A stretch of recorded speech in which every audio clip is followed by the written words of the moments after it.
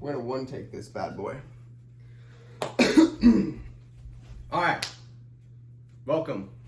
If you clicked on this video, I would like you to know that this will likely be the most important video that you watch today.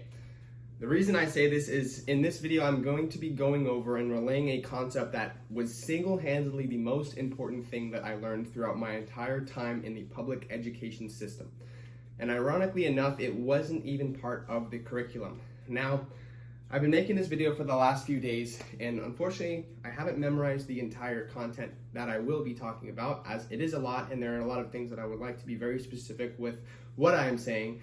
So for the duration of this video, I will be not looking at the camera, but I will be looking at the scripting for this video. So bear with me here, okay? I'll try to look over every once in a while. So throughout elementary school, as I'm sure many of you can relate, I hated math. All of the other subjects, like reading and writing and geography, they all kind of made sense to me. You know, I could manage them. But math truly made me feel like I was an idiot. In 6th grade, I struggled so much with math that they actually placed me into the 5th grade math class with the other 5th graders. And not only that, but they also sent me to the portable classrooms. And for those of you that know me, likely know exactly what I'm talking about. They were the classrooms where they would send the slower kids who needed extra help, right? I wasn't unself-aware as an 11-year-old, so this did numbers to my self-esteem. Now, after much turmoil and self-resentment built up, I ended up barely passing 5th grade math. At this point, I pretty much dubbed myself an idiot when it came to mathematics, which ironically was somewhat of a self-fulfilling prophecy, but more on that later. Fast forward to 8th grade, and I struggled with my grades quite a bit. And it wasn't just math, it was all of them. You weren't gonna catch me with anything above a C. In 8th grade, somehow, I was placed into 8th grade math. And I wanna say it was a pre-algebra class. My teacher, his name was Mr. Fraser. Now, Mr. Fraser, he's a real guy. I think he's still teaching, actually. He was an interesting guy. He was middle-aged, he was married, he had a graying beard, and he had a rather plump figure. I doubt he's probably watching this right now. If you are, what's up, Mr. Fraser?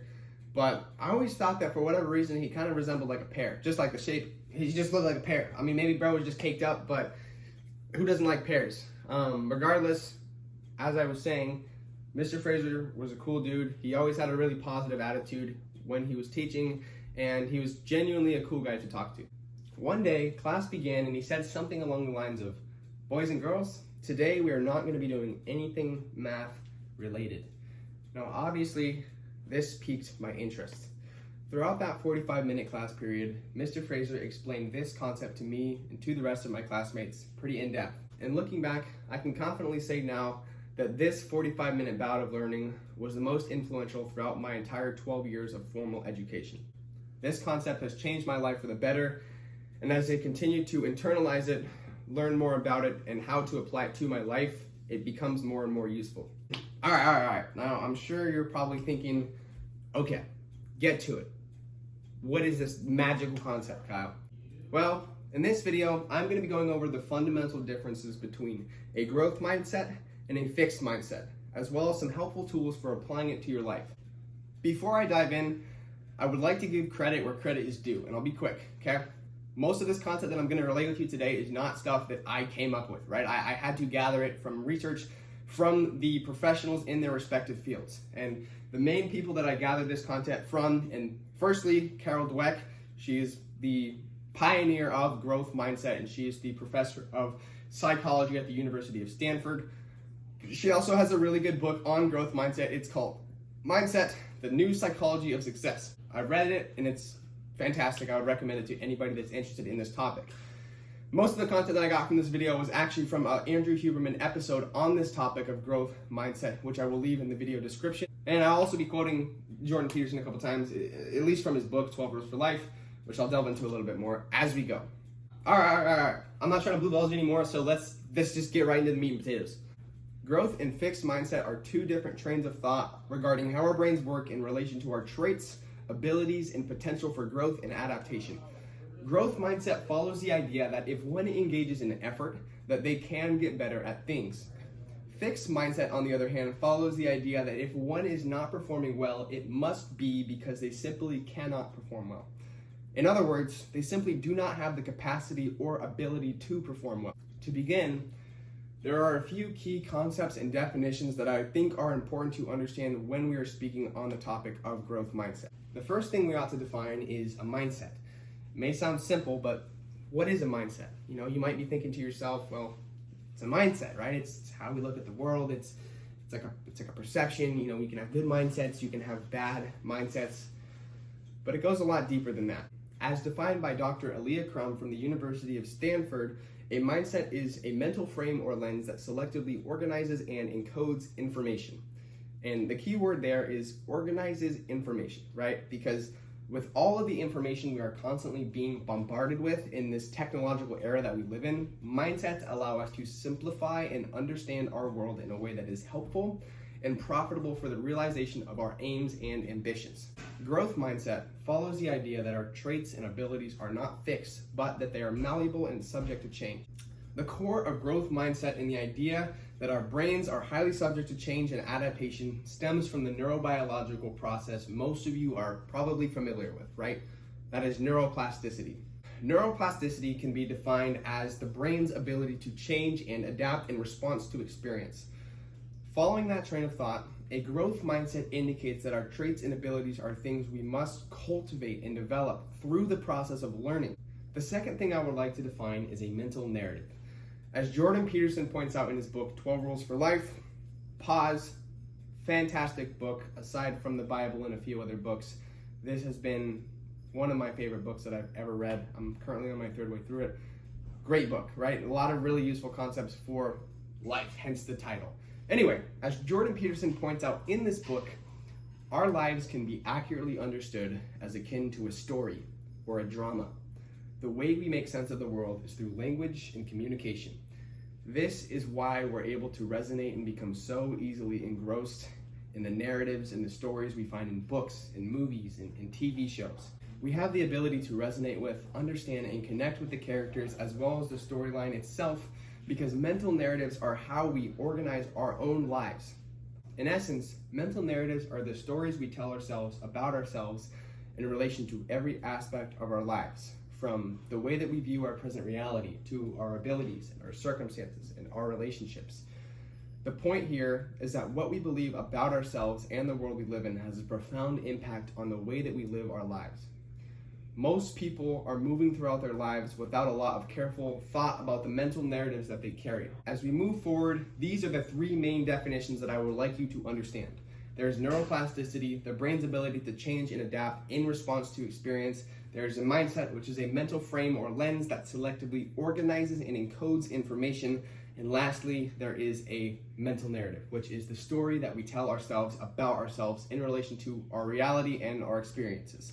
Now, a fixed mindset follows the idea that our traits and abilities are inherent to who we are and that there's not much we can do to change and improve on them.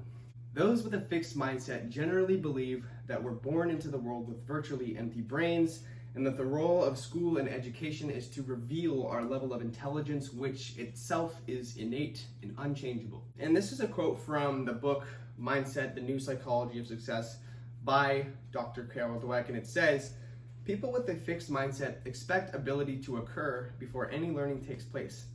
After all, if you have it, you have it, and if you don't, you don't. End quote. What a dismal world you'd have.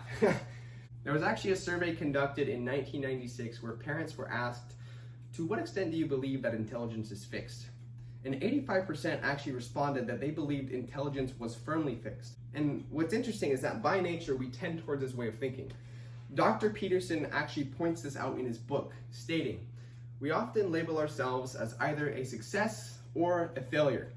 We are either a comprehensive, singular, overall good thing, or a comprehensive, singular, overall, irredeemably bad thing.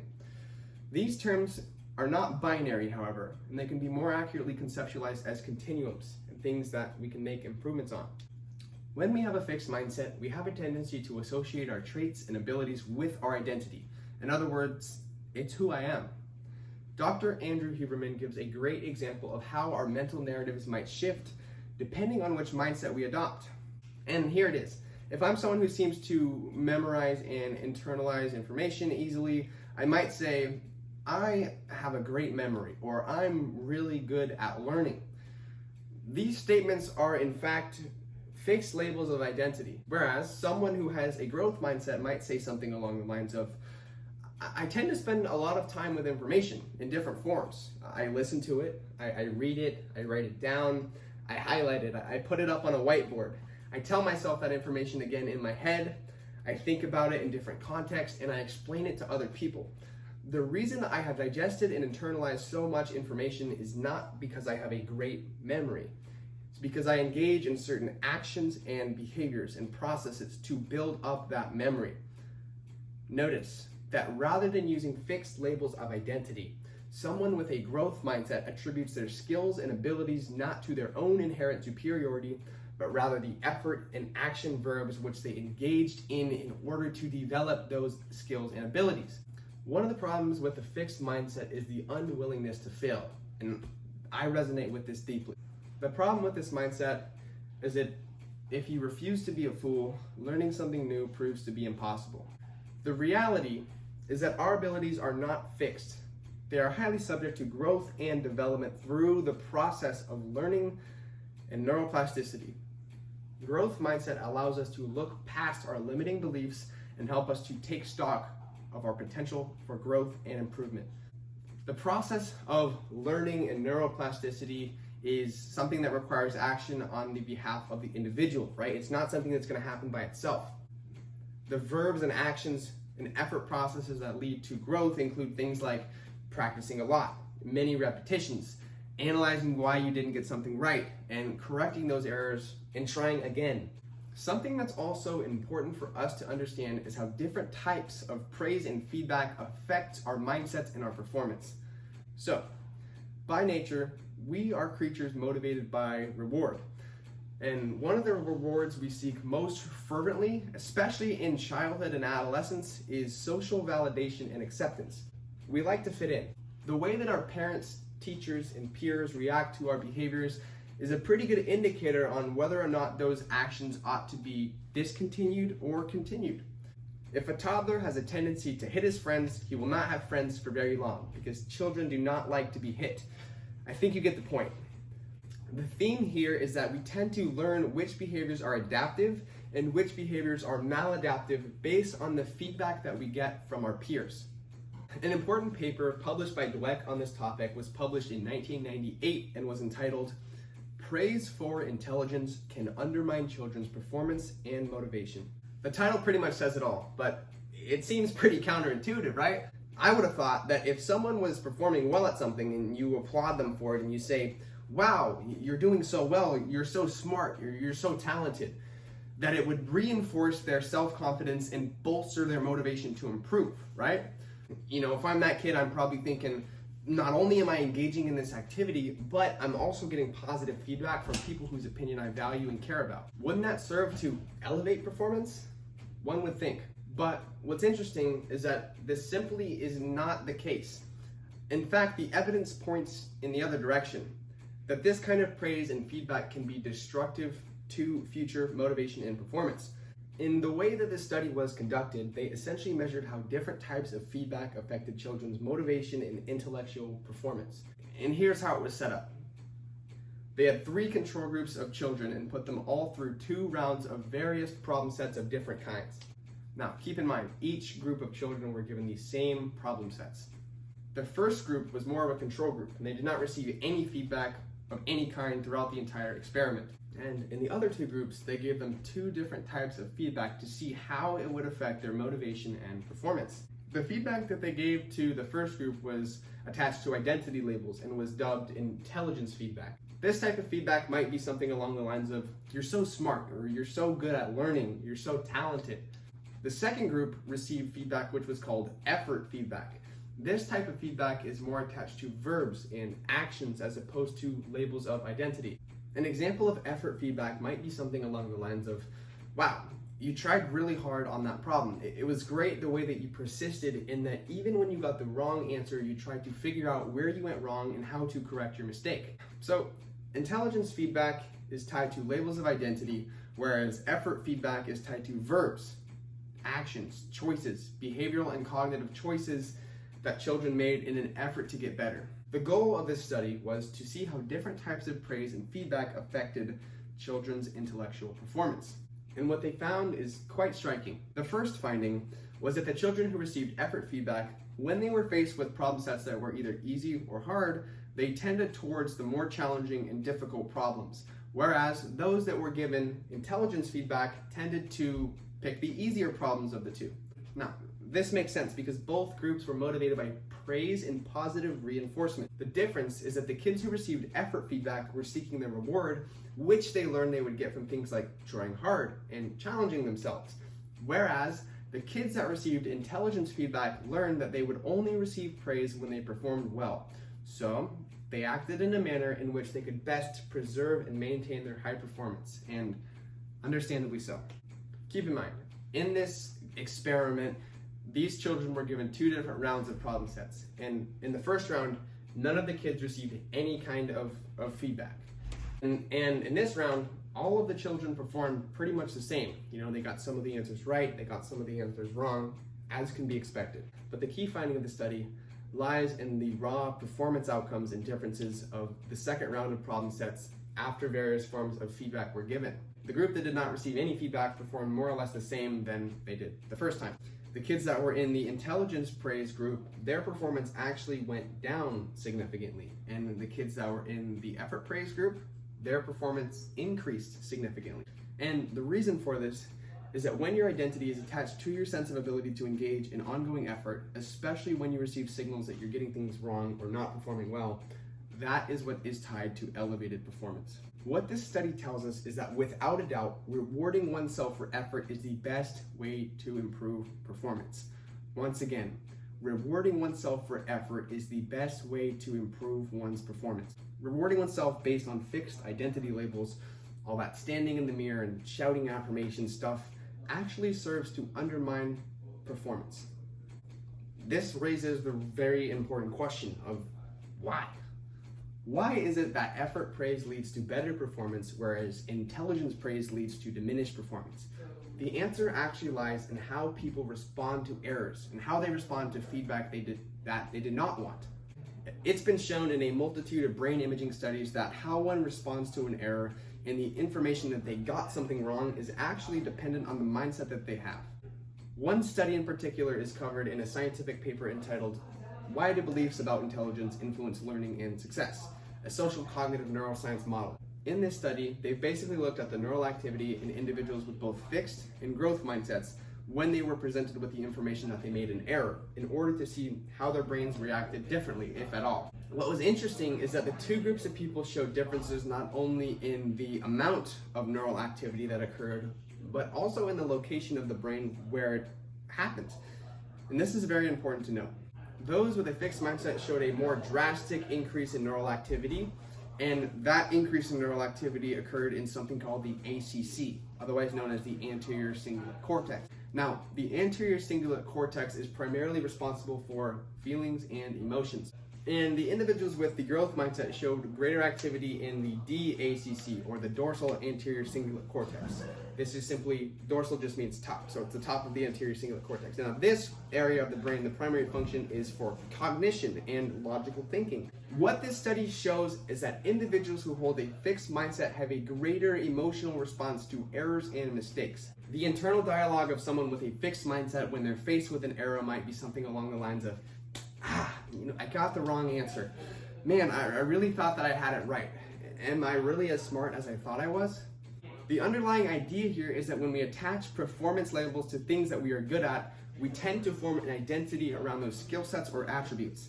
In keeping with that theme, when your performance in that domain is lower, you will also attribute your identity to that lowered performance. And the individuals that had a growth mindset, what this study showed is that individuals who had a growth mindset, when they were presented with the information that they made an error, not only was the neural response less drastic, but it was more of a cognitive response. It was a logical response.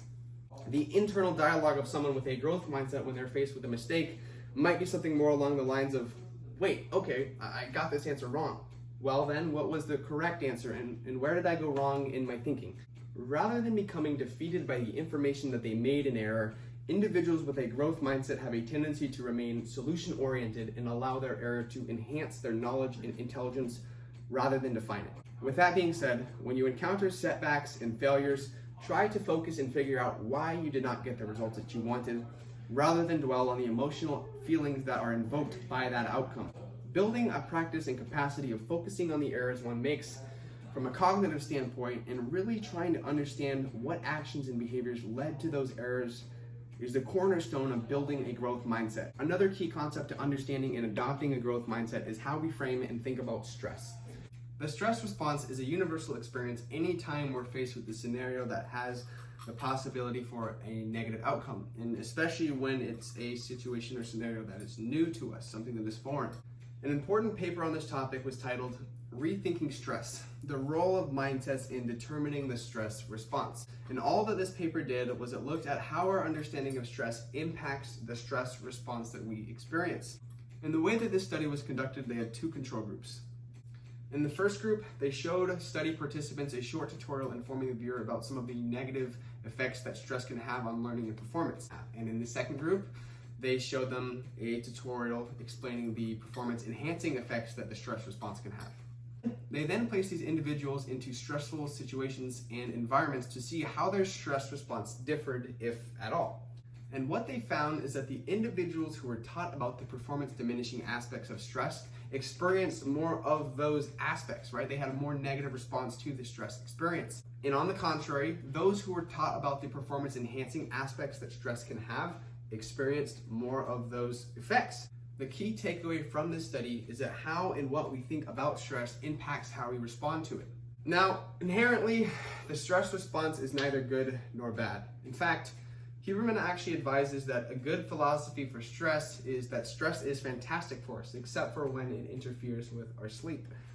Now, the function of the stress response is to mobilize resources in our body either towards or away from certain things, depending on whether or not we deem them helpful or harmful. For example, the stress response focuses your vision more narrowly, which allows you to really analyze carefully whatever it is that you're trying to focus your attention on.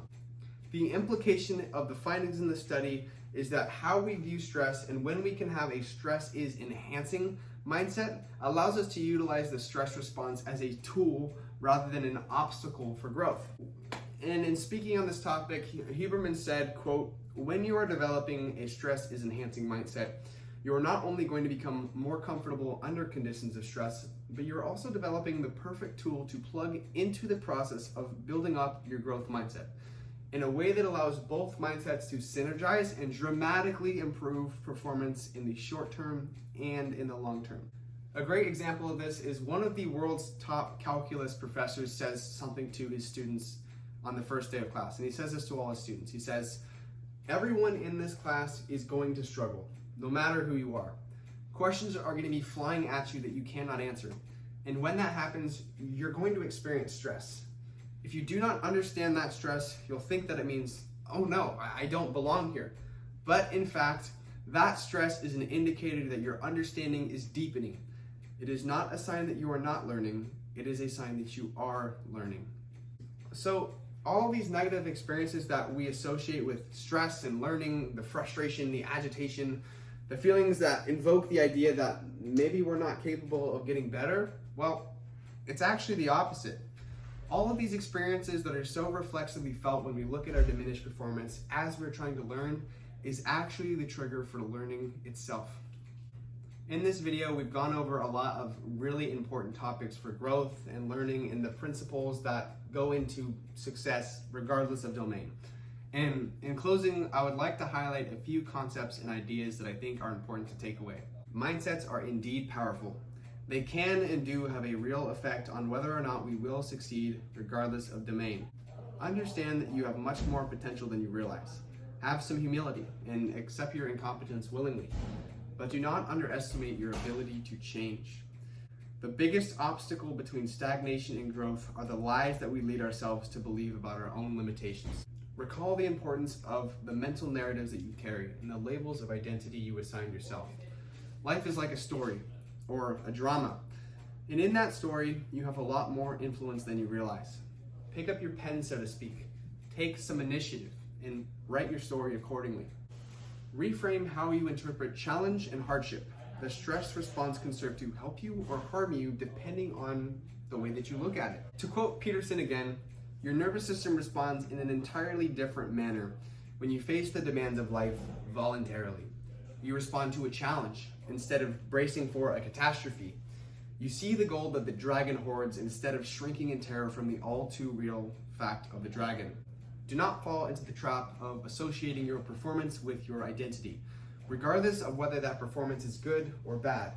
Instead, view your successes and your failures through the lenses of verbs, actions, choices, cognitive, and behavioral, and rewire your brain to adapt this lens so that you are able to engage it at all times and across various fields. Remember that rewarding yourself for effort is the best way to improve performance, because really, it is the sort of praise that is attached to the very efforts and actions that lead to our desired outcome that will lead to more improvements.